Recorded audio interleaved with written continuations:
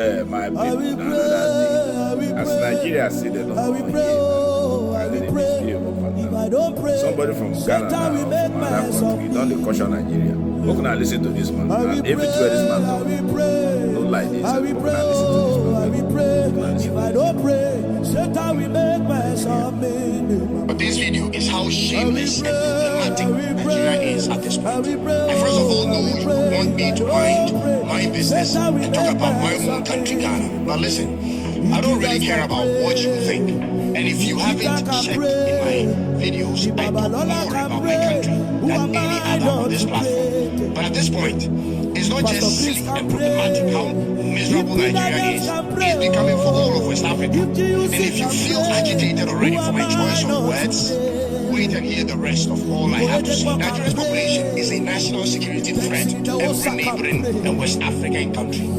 As of March this year, Nigeria's population is more than half the total population of West African countries.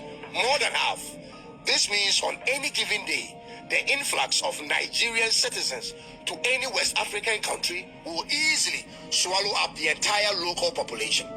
This is why every country in West Africa needs to have a say in what goes on in Nigeria, on the backdrop of the fact that they like to travel, ladies and gentlemen. They like to move, and they are moving in numbers.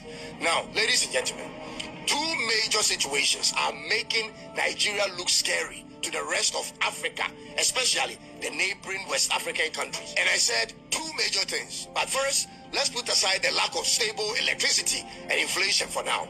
Those are regular problems everywhere that every country in Africa has to deal with.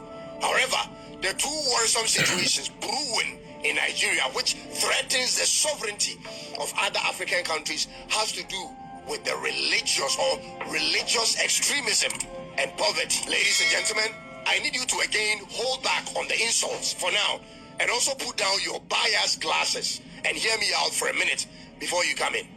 Are you aware of the number of Islamist jihadist groups operational in Nigeria as of 2025? Let me give you the list, ladies and gentlemen. It started in the year 2000 with Boko Haram, whose aim is to establish an Islamic state in Nigeria.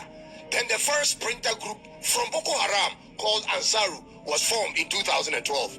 After Ansaru came the next splinter group called Islamic State West Africa Province, aka ISWAP, which started in 2016. Darul Salam also came in from the Niger Delta, and then the multiple Fulani militant groups came in. Just when we thought these groups were too many to handle for one country, then we hear of a group originally from Mali and also operational in Niger moving in to Nigeria. They are called Lakurawa. The situation appears to get worse by the days, from one bad jihadist group to a worse group.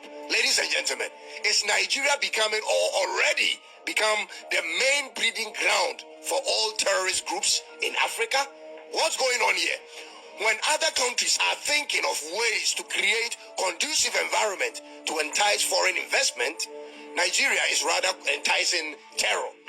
Let me ask you this. What conditions are making the northern part of Nigeria so enticing to these groups in the first place? Because this is where almost all of them